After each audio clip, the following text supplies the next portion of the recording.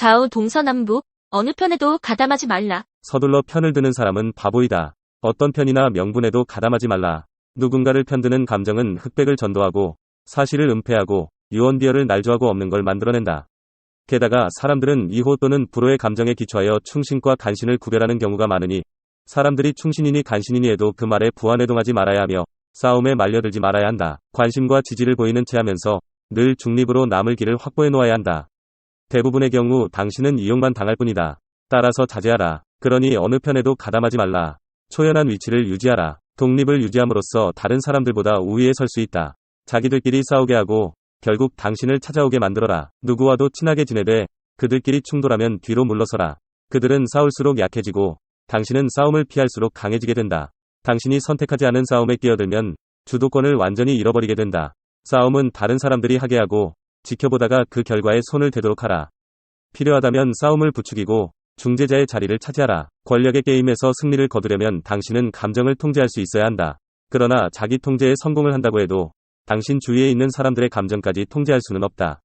여기에서 위험이 생긴다. 대부분의 사람들은 감정의 소용돌이 속에서 살아간다. 당신이 자제하고 있는 모습은 그들의 화만 돋을 뿐이다. 그들은 당신도 그 소용돌이 속으로 끌어들이려고 할 것이다. 어느 편에든 가담시키려고 할 것이다. 설사 동정심을 느끼더라도 거기에 굴복해서는 안 된다. 당신은 감정의 게임에서 절대 이길 수 없다.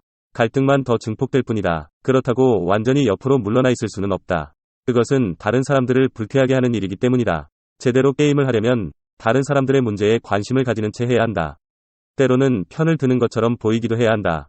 그러나 겉으로는 지원하는 채 하면서도 감정적으로는 얽혀들지 않음으로써 내적인 에너지를 소모하지 말아야 한다. 이렇게 어느 편에도 가담하지 않고 당신의 자율성을 유지하면 당신은 계속 주도권을 쥘 수 있다. 자율성을 유지하다 보면 사람들이 충돌했을 때 당신에게 중재자 역할을 요청할 수도 있다. 그러면 당신은 평화의 중재자 역할을 하면서 실제로는 당신 이익을 챙길 수도 있다. 당신이 어느 한쪽을 밀어주면 다른 쪽에서 더 큰 보상을 요구하며 당신에게 구애할 수도 있다. 아니면 양쪽 편을 다 들어주는 채 하면서 두 편을 이간시킬 수도 있다. 갈등이 생기면 강한 쪽 또는 당신에게 도움이 되는 쪽 편을 들고 싶은 유혹을 느끼게 된다. 그 유혹에 넘어가는 것은 위험하다. 우선 마지막에 가서 누가 승자가 될지 예측하는 것이 쉽지 않은 일이기 때문이다. 또 설사 당신의 예측이 정확하더라도 승자들은 당신을 쉽게 잊어버린다. 그렇다고 약한 쪽 편을 들다가는 망하기 십상이다. 그러나 편을 들지 않고 기다리면 잃을 것이 없다. 1830년 프랑스의 7월 혁명 당시 사흘간의 폭동이 끝난 뒤 노정치가 탈레랑은 파리에 있는 자신의 집 창가에 앉아서 폭동의 끝을 알리는 종소리를 듣고 있었다. 아, 종소리로군. 우리가 이겼어. 탈레랑이 말했다. 그 말을 듣고 보좌관이 물었다. 우리가 누구를 가리키는 겁니까? 그러자 탈레랑은 보좌관에게 입을 다물고 있으라고 손짓을 하면서 대꾸했다. 조용히 하게. 우리가 누구인지는 내일 말해주겠네. 탈레랑은 바보들만이 서둘러 상황에 뛰어든다는 것을 잘 알고 있었다. 너무 서둘다 보면 움직일 수 있는 여지가 좁아지게 된다.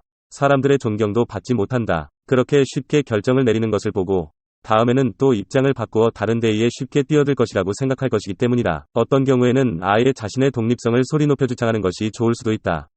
존경을 얻는 것이 필요한 사람들에게는 귀족적인 독립성이 매우 중요하다. 조지 워싱턴은 새로운 미국의 기초를 다지면서 그 중요성을 인식했다. 워싱턴은 프랑스와 영국의 압력에도 불구하고 어느 한쪽과 동맹을 맺는 것을 피했다. 그는 미국이 독립을 통하여 세상의 존경을 받기를 희망했던 것이다. 단기적으로는 프랑스와 조약을 맺는 것이 유리했지만 장기적으로는 나라의 자율성을 확립하는 것이 더 중요했다. 그래야 유럽이 미국을 동등한 세력으로 대접해줄 터였기 때문이다. 편들지 말라. 어느 편에도 가담하지 말라. 나는 평생을 단 한 번도 투표장에 가지 않았는데 얻은 것만 있고 잃은 것은 일도 없다. 전 국민이 둘로 나뉘어 죽기 살기로 싸웠던 일노삼김의 시대에도 감정의 평화를 누렸음은 물론이다.